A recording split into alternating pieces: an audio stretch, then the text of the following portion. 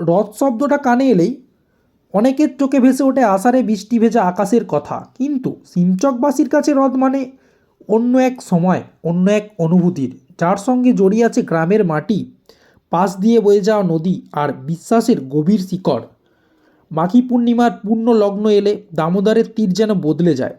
হাওয়ায় ভেসে আসে ধূপের গন্ধ, শঙ্খধ্বনি আর মানুষের মিলন স্বর।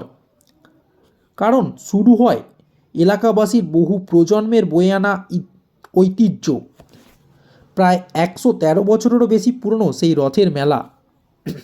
রথ টানার আগের রাত আকাশে তারারা জ্বলতে থাকে নীরবে, আর শ্মশানকালী মায়ের মন্দির প্রাঙ্গণ ভরে ওঠে প্রদীপের আলোয়।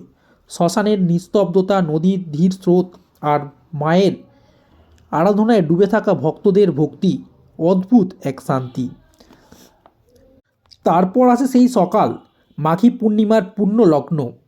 রথের দড়িতে হাত রাখে ছোট বড়, ধনী গরিব, কারণ এখানে সবাই সমান, সবাই ভক্ত। কেউ টানে শক্তিতে, কেউ টানে বিশ্বাসে, কেউ শুধু ছুঁয়ে দেখে আশীর্বাদ পেতে।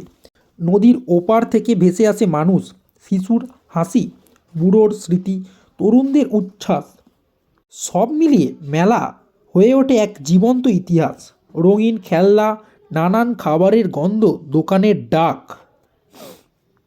তবু সব কিছুরই ওপর থেকে একটাই অনুভব, সিমচকবাসী একসাথে, এক শিকড়ের কাছে।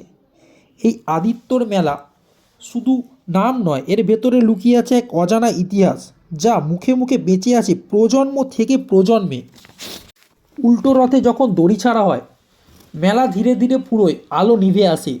তবু শেষ হয় না কিছুই, কারণ এ উৎসব শুধু একদিনের নয়, এটা সিমচকবাসীর রক্তে মেশা স্মৃতি, সিমচকবাসীর মাটির গর্ব, সিমচকবাসীর বিশ্বাসের শ্বাস।